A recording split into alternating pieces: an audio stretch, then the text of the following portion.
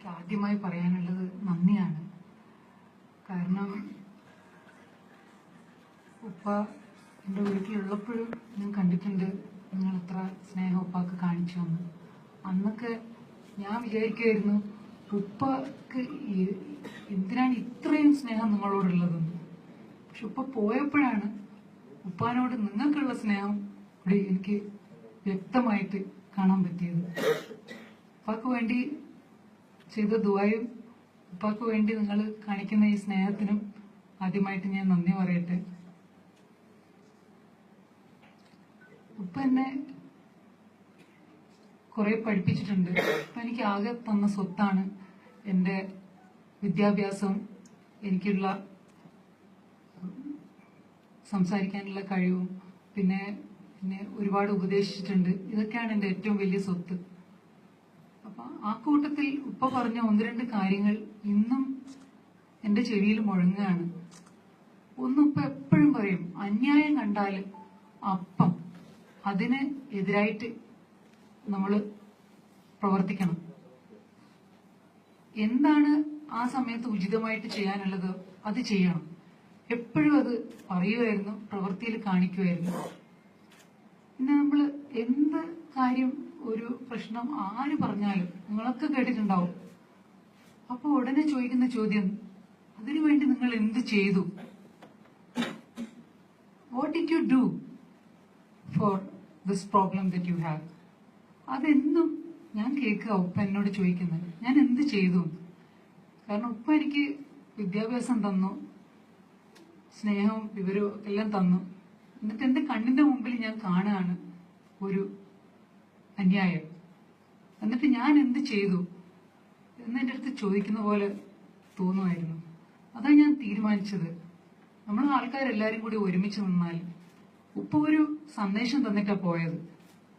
ആ സന്ദേശം എന്താന്ന് വെച്ചാല്, ഈ മെഡിക്കൽ സയൻസില് നാട്ടില് കുറെ വർഷങ്ങൾ, നാട്ടിൽ മാത്രമല്ല എല്ലായിടത്തും കുറെ വർഷങ്ങൾ മുമ്പ് വിചാരിച്ചിരുന്നത് ഡോക്ടേഴ്സ് തീരുമാനിക്കും ഏതാണ് ചികിത്സ, ആ ചികിത്സ എന്തായാലും ഏറ്റുവാങ്ങുക എന്നുള്ളതായിരുന്നു.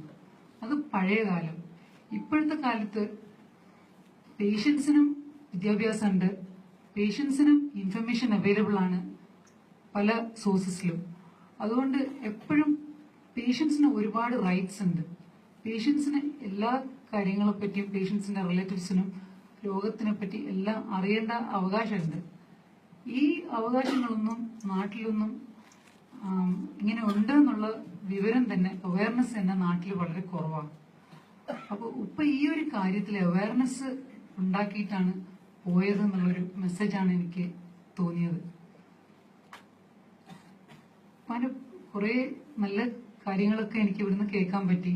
എനിക്ക് വളരെയധികം സന്തോഷമുണ്ട് നിങ്ങളെല്ലാവരും അതിൽ സെലിബ്രേറ്റ് ചെയ്യുന്നതിനെ കൊണ്ട്. എനിക്കിപ്പം ഒരു കാര്യം കൂടെ മാത്രമേ പറഞ്ഞിട്ട് ഞാൻ നിർത്താം. ഞങ്ങളിപ്പം പല ചോദ്യങ്ങളും RML ഹോസ്പിറ്റലിനോട് ചോദിച്ചിട്ടുണ്ട്. ഈ ചോദ്യങ്ങൾക്കൊന്നും ഇതുവരെ ഒരു മറുപടിയുമില്ല. അതിന്റെ മറുപടി കിട്ടാൻ വേണ്ടി ഞങ്ങളുടെ കൂടെ നിങ്ങളും ഉണ്ടാവണം.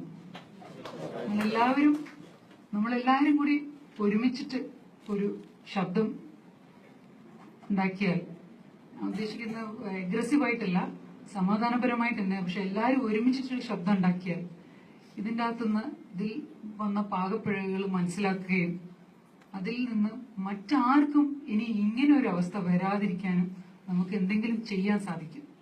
അതുകൊണ്ട് ആ ഒരു അഭ്യർത്ഥനയോടുകൂടി ഞാൻ എൻ്റെ വാക്കുകൾ നിർത്തുന്നു. എനിക്ക് ഒരു കാര്യം കൂടി പറയാനുണ്ട്. എനിക്ക് ഒരുപാട് നന്ദി പറയാനുണ്ട് ഉപ്പാന്റെ സഹപ്രവർത്തകരെ. അവര് കാണിച്ച സ്നേഹത്തിന് അതിർവരമ്പില്ല. അന്നത്തെ ദിവസം ഞങ്ങൾ അവിടെ നിൽക്കുമ്പോൾ നമ്മളെ കൂടെ ഉപ്പാന്റെ കൂടെയുള്ള MP മാരുണ്ടായിരുന്നു. എല്ലാ MP മാരും കാണിച്ച സ്നേഹം, അതിൽ വളരെയധികം ഒരു തരം സമാധാനം ഉണ്ടാവും ആലോചിക്കുമ്പോൾ. കാരണം ഇത്രയും സ്നേഹമുള്ള ദുആ ഉപ്പാക്ക് കിട്ടുമ്പോൾ അതിന്റെ ഗുണം ഉപ്പാക്ക് ജന്നത്തുൽ ഫിർദൗസിൽ ഉണ്ടാവുമല്ലോ എന്ന് വിചാരിച്ചിട്ട് ഇവിടെ ഈ വേദിയിൽ തന്നെ എനിക്ക് ബഷീർ സാഹിബിന്റെ അടുത്തും വഹാബ് സാഹിബിന്റെ അടുത്തും നന്ദി പറയാൻ പറ്റിയ എനിക്ക് സന്തോഷമുണ്ട്. അസ്സലാമു അലൈക്കും. നിങ്ങൾ എല്ലാവരുടെ അടുത്തും ഒരുപാട് നന്ദിയുണ്ട്. ഇത്രയും ആൾക്കാർ ദുആ ചെയ്യുമ്പോൾ ഉപ്പ ഒരു നല്ല സ്ഥലത്താണ് ഇപ്പോൾ ഉള്ളതെന്നുള്ള ഒരു സമാധാനവും കൂടി എനിക്കുണ്ട്. അസ്സലാമു അലൈക്കും.